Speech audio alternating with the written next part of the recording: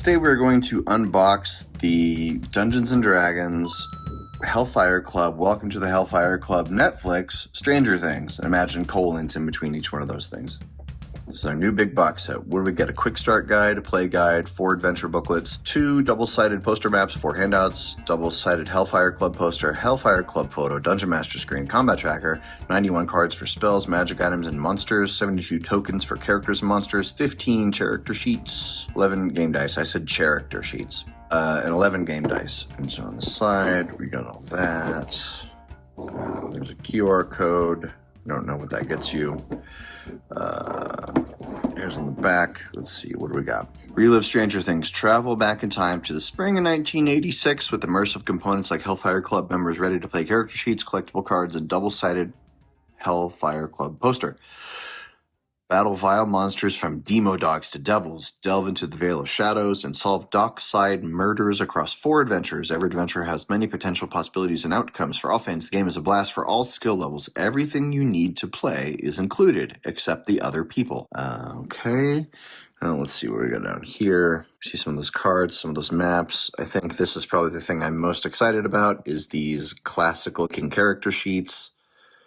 All right, so let's open this sucker up and see what we got here. This is brand new. I just got this at my FLGS yesterday, which that means nothing to you depending on what day this video comes out, but go over there, trash. Let's hear the thunk. Come on, thunk. Come on, thunk, let's do it. Oh, what is going on here? This box doesn't want to open. Okay, that was weird. It's the guys. Oh, some in-world lore. If you're reading this, then today's a long-awaited day. That's right. To cap off Big Boy throughout the year. I finally graduated. All right, read me first. Quick start guide. You can use a cooperative game in which players create exciting stories, imagination and chance. This guide's designed to familiarize with the contents, yada yada. Collect the booklets and maps, punch out the tokens, retrieve the character sheets, sort the cards. Choose your role, being the Dungeon Master, swapping the roles. Playing a character and being the Dungeon Master aren't permanent roles. They're really leaning into this in D&D 2024. Whenever you begin an adventure, determining the DM of that story, if your group consists of 5 or fewer players, the previous DM can either choose from the remaining character sheets or play as the new DM's old character. For groups of 6, the previous DM always inherits the available character. Either way, ensure the character's level is appropriate for the upcoming adventure. The adventures in this set span levels 1 to 3 as noted on their covers. 2. Oh, wait. I like this. I like this art up here. Waffles. Have you ever seen somebody eat waffles at the D&D table? I have never seen that. Here's a list of all our components. All right. Look at this play guide. It has those weathering marks built in.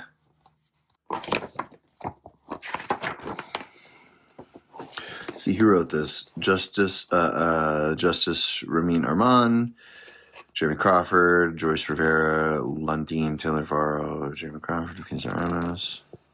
We've got some play examples written in world. Magic item cards. Character sheets. Even though it's classic, this is fully 5.5 rules, though, it looks like. They're not going back to 1E rules. Monster cards. Yeah, look at the stat block. Definitely fully 2024 style. And then play, dice notation.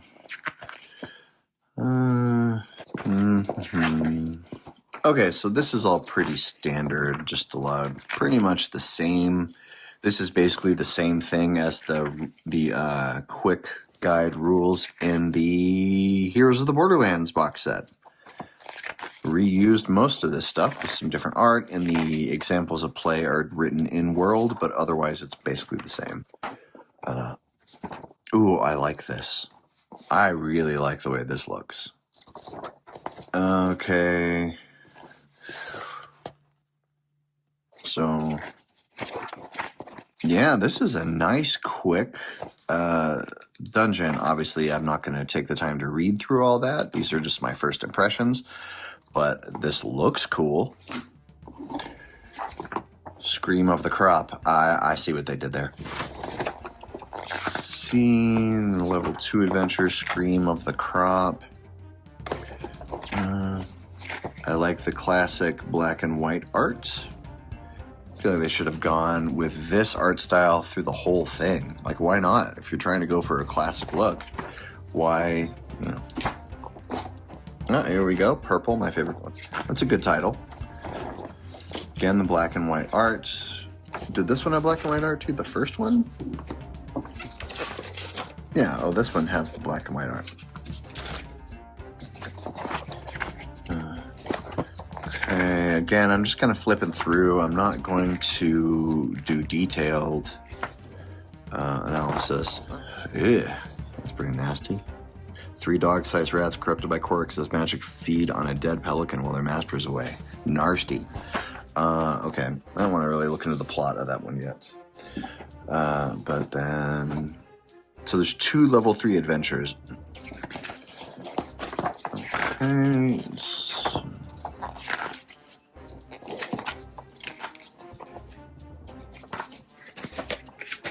Alright, now we're getting to the handouts. What do we got here?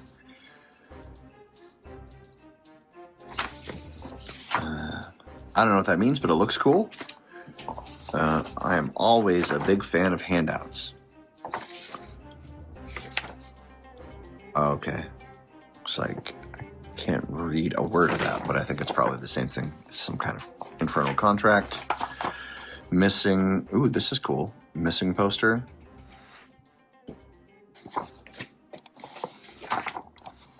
Third of Oakshore. Don't know what that is. Ah. Ooh. Erica Sinclair. Girl.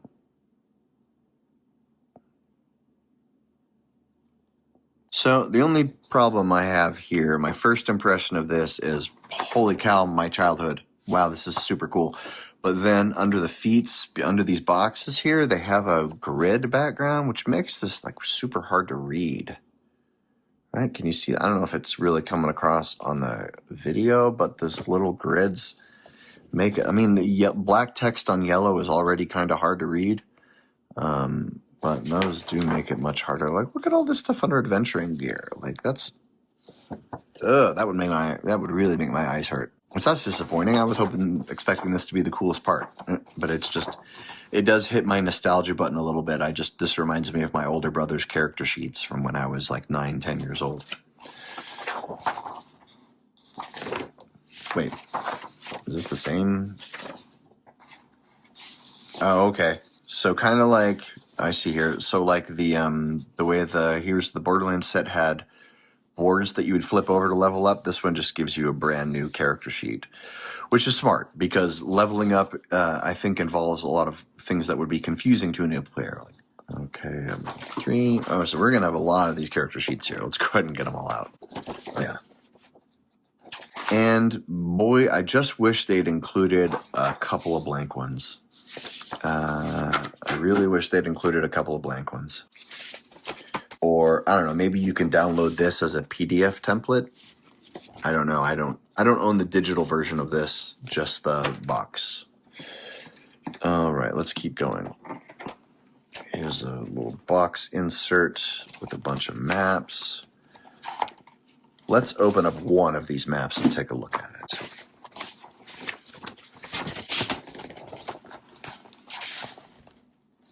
That's pretty cool.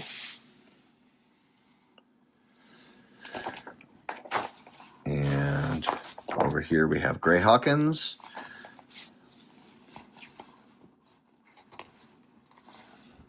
This is a good player map. I like this. It's not too busy. Doesn't appear that it contains spoilers, I don't think. I mean, I don't know for sure. Doesn't look like it has spoilers. It has some interesting things on it, like it's like a little crashed UFO guy over here. Here's a Tomb of Horrors kind of, or Tomb of Annihilation looking guy. What's that? There's some interesting stuff on here that's not labeled, and so that's kind of cool. I like that. I like it when you can put a map down in front of the players and they can go, ooh, what's this? We should go over here. Sort of I like that Breath of the Wild style of exploration, like instead of quest markers, interesting landmarks. Okay, moving on. Let's see, a bunch of tokens. The tokens are all black and white, just like Heroes of the Borderlands. This does not come with any miniatures. Just same kind of standees that Heroes of the Borderlands has. I was wondering why they released Heroes of the Borderlands and this so close together, but I think now I understand. They were able to use a lot of the same game components to create both of these box sets. Here we've got our Dungeon Master screen. Let's see what we got on the inside. Got conditions, actions, improvising damage. That's interesting. Skills, a mini map of Greyhawkins. This is good. Oops. I don't normally like Dungeon Master screens, but I think if you were playing like this game, having this DM screen on your table helps sell the experience. You know, if you get a DM screen that comes with a module, I think it's good to use it.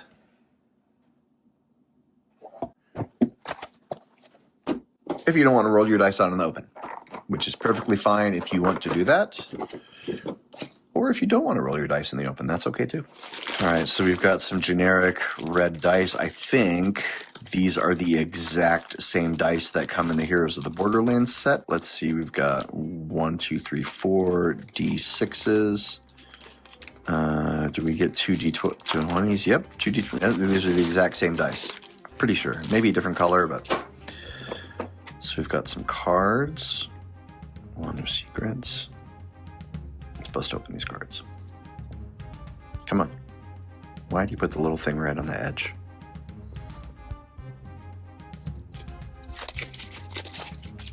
Okay.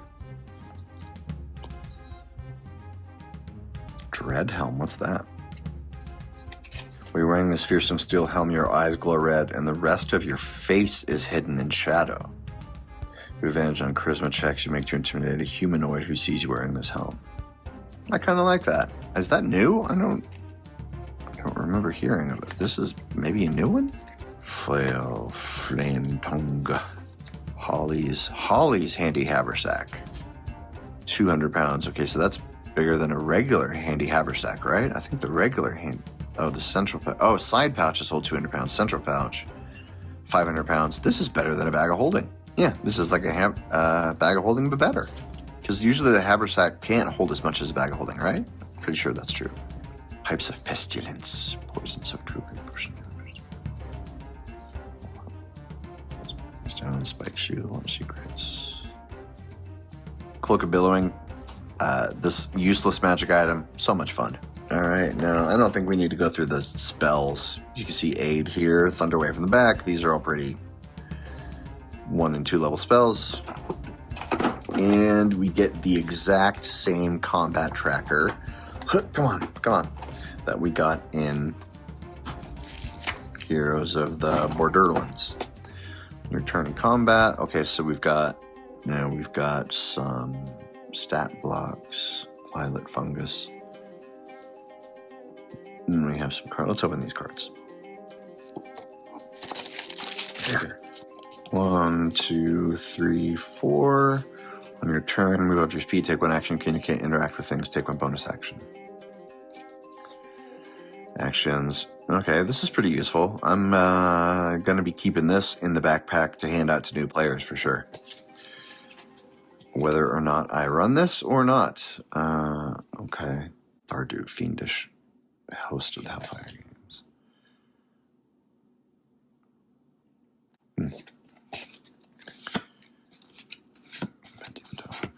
A lot of demo things.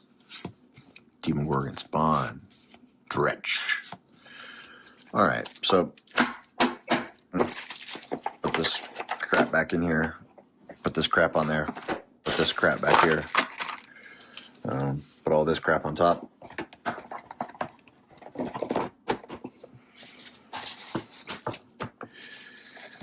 So now that I've looked through all of the Hellfire Club, my first impressions are thus. It looks pretty cool. I can't speak to the quality of any of the adventure content, but I like the handouts. I don't like these yellow character sheets as much as I thought I would because of the difficult to read. And they've used this kind of handwriting font, which isn't the most clear and easy to read. If I ran this in person, I would use these because, it's part of the experience, 100%. I like the look of these modules. I like that these are all very, very short, so they're really leaning into that you can trade off being the Dungeon Master, which, let me say this about that. Now, will their plan to make Dungeon Mastering be more of a shared communal thing work? I don't know. Maybe, maybe not. But I like that they're doing it. I think it's the right move. I think when 2024 was getting ready to come out and we were saying, we need more stuff for Dungeon Masters. We need more tools for Dungeon Masters. And it seemed like they were really leaning towards the players with things like set DCs, things that and now everything is a DC 15. It's like they're taking away the Dungeon Master's main job. I think they're doing the right thing to fight this idea that once you're the Dungeon Master, that's your job. And I think having shorter modules and encouraging people to trade off and trade characters, I think that's a really good thing. That's probably maybe one of the most positive things that I've seen to come out of the 2024 adventures so far. How will that play out? I don't know. We'll have to see. Ask me again in a year or two. But so that's my unboxing and first impressions of Welcome to the Hellfire Club. It's pretty cool. If you're an old like me and you have fond memories of early Dungeons and Dragons, you and your friends will probably like this. All right, I'm outie.